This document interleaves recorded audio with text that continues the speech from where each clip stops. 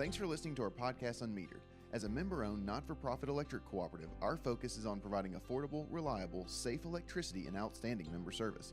One way that we're doing that is by providing more avenues of communication to you, our member. Through the podcast, we hope that you will be able to find some helpful hints, tips, and things to help you conserve energy, as well as some informational pieces that will help you understand what it means to be a member.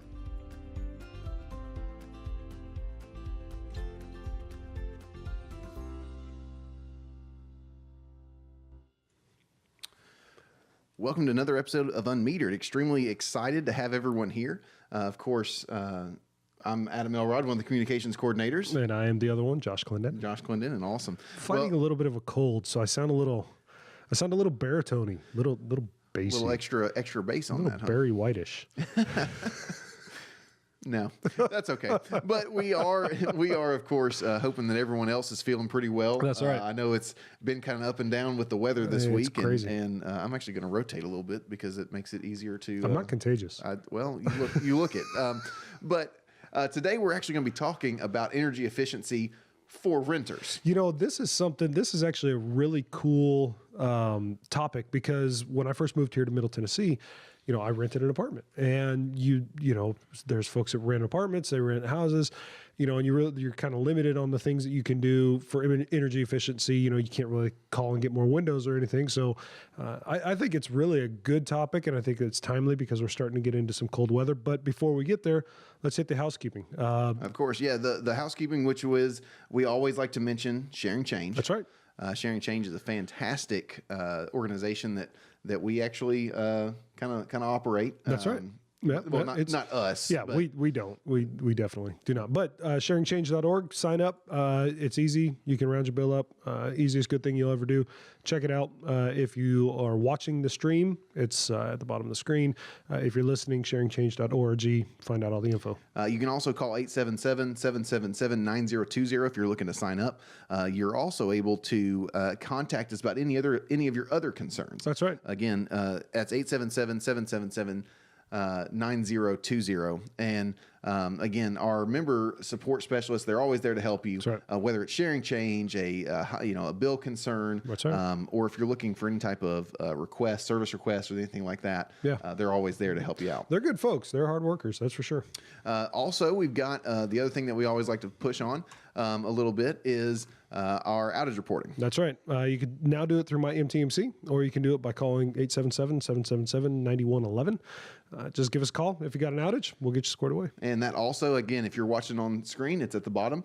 You can also go to mtmc.com That's right. /outages if you're looking for our outage map, which is one of the best places to look for that information about, are you part of a known outage or something like that? Yep. Of course, you can also get that information by going through the MyMTMC app or web portal. That's right. Yeah, check it out. New and quick. So let's talk energy efficiency. Man, you know, like I said, when I first moved here back in 2007, I lived in an apartment, and there was not a whole lot you could do. I mean, you know, you got drafty doors. I mean, you could change light bulbs and stuff, but even then, I didn't know a whole lot about it. Right. I mean, but it's something that I think really affects a lot of our members. I think we actually have a lot of folks that live in apartments or live in rental homes, and you know, how do you save money on your energy bill when you can't, like I said, go out and get new windows or you know, put a new door on or anything like that? Well, and of course, also the other thing that as a renter, I used to rent an apartment here in town and in other cities as well. But you always think in the back of your mind, I'm not going to be staying here long, so I don't want to do anything that, one, is going to make my landlord mad at me. That's right. Or two, is going to be so expensive that I can't take it with me when I'm gone. That's or right. I don't want to do anything that is going to be permanent that I can't take with me. That's right. That's right. Some of the things that, you know, that folks can do, you know, I know when I moved into my apartment, you know, they always have the typical, almost like a hotel, like old school hotel shower head, you know, and when it comes out, it's one of two things. It's either like a stream that, you know, just absolutely pelts you, or it's like this giant umbrella and you have to like run around your shower to get wet because it's so wide. Right. Or the other issue you run into is there's no pressure. Yeah, exactly. So, you know, you can go out and actually, sometimes I guess less pressure coming out of your shower head is good because you can get a low flow shower head. That's going to help you save money on, it's going to reduce the amount of hot water, reduce your hot water hot water heater having to heat up. But that's one of the things that you can do is low flow shower head. Well, see, and not only with when you think low flow shower head, also thinking about how long you spend in the shower. So, for instance, if you shower like 7 times a day and you take 30-minute showers, you're very clean, I guess. But but the truth is that that's more energy that you're using. That's of course, it's a different story if you're in, say, you have a gas water heater. But again, you want to save yourself some money. That's right. By not using up that extra gas. Exactly. One of the things that you can do as well, and we talk about it with regular, with homeowners, is about blackout blinds or blankets and stuff like that. Right. Not only does that help keep the cold air out or hot heat in, but it helps keep the light out. So you can always hang a blanket. If you don't want to invest in some blackout shades, you can hang a blanket up. Just anything to kind of put a barrier between you and the window, between your room and the window.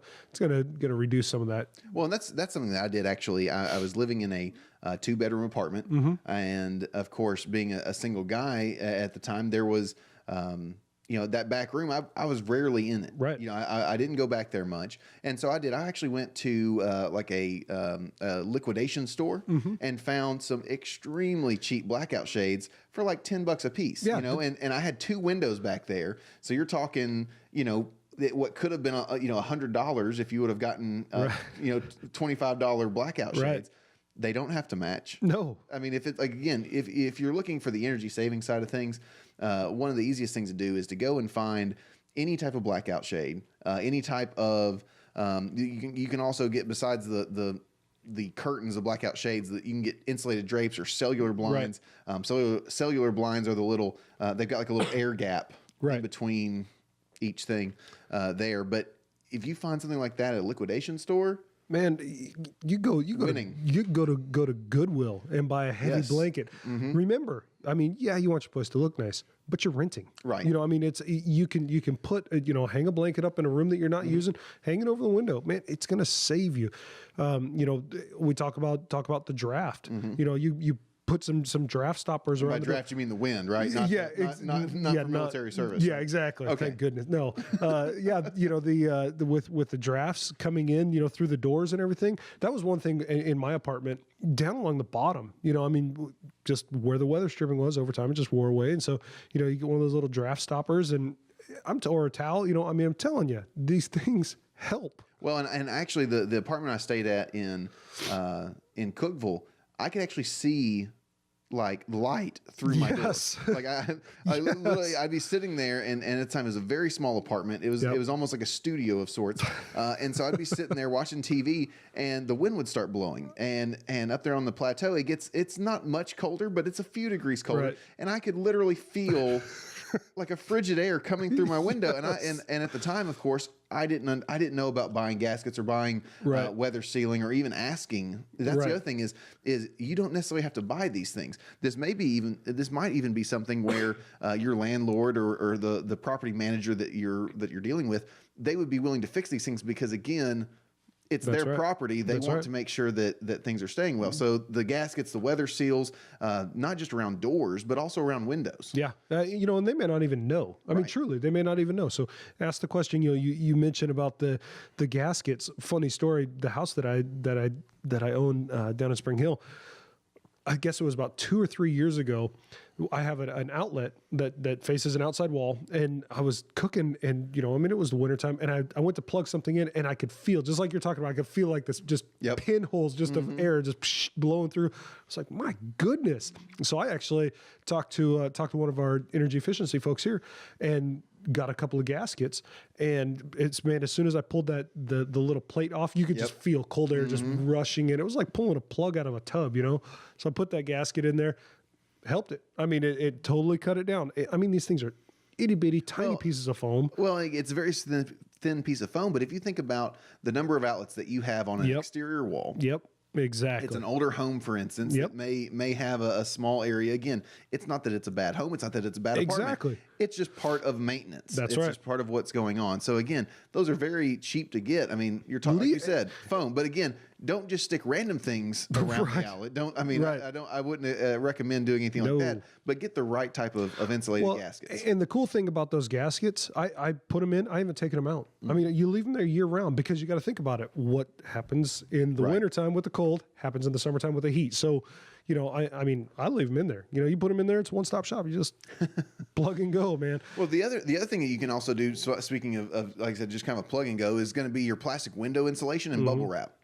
So, you know, with that, you know, you're insulating your windows and you're covering up with plastic. Yep. Okay. Now, again, we have talked about this. Again, right now is the time that you need to go find your tinting for the hot months. That's right. But again, when it gets hot again, man, you need to go find the clearance for the cold weather stuff. I saw the store down by my house has all of their window seals out, and they're like $9 a box. I got those exact same things for $2 a box this past spring. I'm loaded up on them. But either way, get them, throw them up on your windows, man. I mean, it absolutely helps. We have a fireplace that we don't use. I actually sealed that as well, and you know, keep it blocked out, just with some of that plastic, you know, right around the damper there, just sealed it up. Well, and especially, you know, these are especially good for homes that have a lot of windows. So so it's one of those things where obviously the more windows you have, the more opportunities there is for that energy to escape, or air that then has to be reconditioned. That's right. Reconditioned, reheated. Those things. So, but again, the more windows that you have, especially I'm thinking older homes that don't have the energy efficient windows that have come out. You know, I'm looking at my house is 20 years old now. Right. Of course, 20 years ago, energy efficiency on a window, it's not as good as it is now. It's just the way energy efficiency technology moves, and we often don't think about the fact that things are constantly getting better. Right.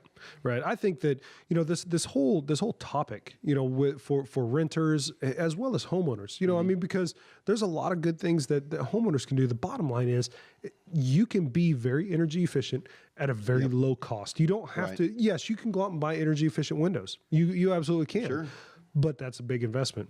And plus, it's not your property, so they may not like you ripping out their windows to put new ones in, even though it's better for their place. But the other thing that I do, and my family makes fun of me for this, they do. They're not the only ones. That's true. But one thing that I always do is I have this thing with getting light bulbs. Okay. So when I first moved into an apartment, I changed out the bulbs that were in there because I didn't like the color of them. Right. The yellow, it just made me feel drowsy all the time. So I got some nice bright white bulbs and whatnot, CFLs. Well, then LEDs came out. And I, of course, upgraded to LEDs. And what's funny is that I invested in these 2 apartments ago. You take them with you. I sure did. I took the old light bulbs out of the light sockets, put them into the LED boxes, and I put them in a cupboard. And then when I moved, I went back through and pulled every single one of my LEDs out. I mean, it's smart. It's an investment, and you know, LEDs last so much longer. Here's the thing: when you're a renter and stuff like that, you're looking for things that you're saving money and those kind of things. This is perfect for it because again, you don't have to leave your light bulbs. You just need to keep some type of light bulb in there. That's true. Right? That's a true statement. It's funny. It's funny that you do that. It's a very weird little quirk that I kind of have done, but it's smart. But guess what? I now bought a house, and guess what? Light bulbs are in there. They're all LEDs. Ones? Yep, they are all in there, and they have got like a 20-year life on them. So it's been a very interesting time. But again, those LED bulbs, you don't think they're going to make a difference, right? But the truth is, they do. I mean, they do, and you know, if nothing else, I mean, even if you don't notice on your bill, you know, the price or the cost savings on your bill, even if you don't notice them, you know, you're going to notice it in the light. I mean, you said it. I have gotten LEDs and put them around, you know, in rooms of my house as the CFLs are going out, replacing them with LEDs. And yeah, you do. You notice it, you know. I mean, and again, like I said, for me personally, I like having colors that are vivid and things like that. I don't buy the yellow lights because it makes everything look very dingy to me. I agree. And so I buy a brighter light. But again, you know, if you like the yellow light, they make LEDs in the full spectrum of light there. Well, and what's cool is LEDs are actually coming down in price. Sure. You know, I mean, 5 years ago, you know, you may not want to go out. You may want to exchange them as you go. Now, Well, see, and I bought new LED bulbs because I have more lights in this house, and so I was actually able to buy a box of LEDs, Right. At a nice color range for like $10, and it was like 6 of them. Whereas used to that was like a bulb when I first started this process. You know, so you're like, light bulbs are fantastic. The other thing to look at is besides your light bulbs, also look at your appliance light bulbs. That's another one that is yes, they take forever to burn out, and when they do, you miss them, but replace those and think about how often your fridge is open, how often those other things are on. For instance, your oven light or your stove light. That is so funny because my fridge light burned out like 2 months ago, and I just haven't replaced it because I never think about it. Right. Until you open the fridge, you're like, oh man, I got to replace that. Well, maybe that's the way you want to save a little bit extra is just not have a light bulb in your fridge. Because you've already got light somewhere else. That's right. Yeah, but exactly. The other thing, until you find the mystery thing in the back. Well, and that kind of leads into the next piece, which is the paying attention to your fridge. That's right. Right. So I mean, like adjusting your temperature in your fridge to do the right temperature. If you keep a full fridge all the time, you probably don't need to cool it down. You don't need to have it cranked down as far because it's going to hold that temperature longer. Right. Yeah, and I remember when I was younger. You'd pull out the milk and it'd have like, ice in it. You're like, man, what is this? Yep. That means your fridge is too cold. You don't need it that cold. I mean, unless you want icy milk, which is just weird. That is a little, well, I guess it's a milkshake. My sister drinks it with ice, but again, she likes it really cold. So, it's interesting. But that's another one. The fridge, the freezer, adjusting the temperature, like buy you a little thermometer, right, and put it in there, and then you'll be able to tell within a couple days whether your fridge is too cold or or not cold enough. And again, it's about being efficient. That's right. Yeah.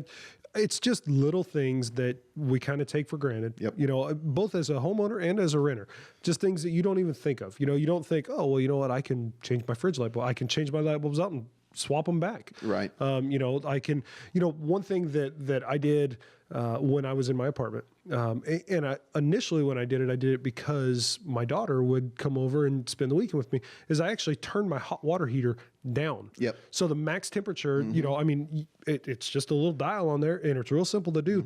Turn it down, so that way she didn't burn herself, when she was getting the shower or something. But that's a way that you're going to save energy by doing that. Well, and one thing to be aware of with that is that during the freezing temperatures, you probably don't want to turn it down too far because you could potentially freeze your pipes. Right. But if you have the ability to do that, and again, this is one of those situations where you want to check with your landlord to make sure there's not going to be a problem. But if you're going to be gone for a week, maybe 2 weeks or something like that on a nice vacation, turn down your water heater. That's right. Turn down your air conditioner. Of course, we always talk about the air conditioner. We always talk about you actually need to leave it much colder than you probably would during the winter time. I just turned my heater on. I set it at 65, and every once in a while it'll come on, but again, that's a pretty easy one. But as we wrap up, actually, one thing that is a great way to save some energy is to make the investment into surge protectors or power bars. Man, I did not realize until I'd say probably within the last 10 years that when you have something plugged in, just like your TV, if it's plugged in and you are not, and you're not even watching it, it's still drawing power. You plug everything into a surge protector, you hit that off button, there's no phantom power that's getting pulled or anything. So I didn't realize that. You kind of take it for granted. I mean, so now my wife goes around and she'll unplug the toaster, she'll unplug the can opener, things that we don't use or that we're not using until we need it. Plug it back in.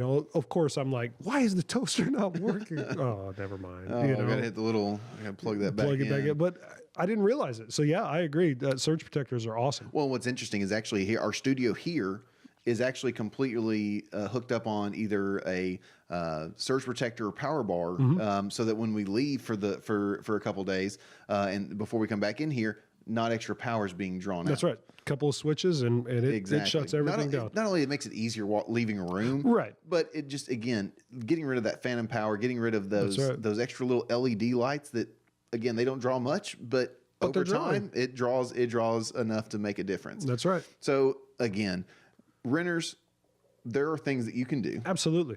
And there are things that you should do. Yep. And again, they don't have to cost a lot of money. Not even a little bit. I mean, there are things that just minor tweaks, that you can do and minor things. We hope that this has been informative. I mean, it's something that people, both homeowners and renters, have to deal with all the time. Well, again, we are very glad everyone was able to listen in today. Very, very excited for the future topics about energy efficiency. That's Again, we just finished up Cooperative Month last month, so if you've not heard about that, be sure to do that. We are currently on iTunes, we're on Google Play, we're on Facebook Live, obviously, right now, and YouTube. And then, of course, you can also get to us on our website at mtmc.com/unmetered. So if you've got any questions, be sure to comment below or send us a message, or however you want to get a hold of us. There are plenty of ways to do it. We have a lot of ways to do that. So again, thank you guys for listening, and we hope that you'll be back next week. We'll see you next week.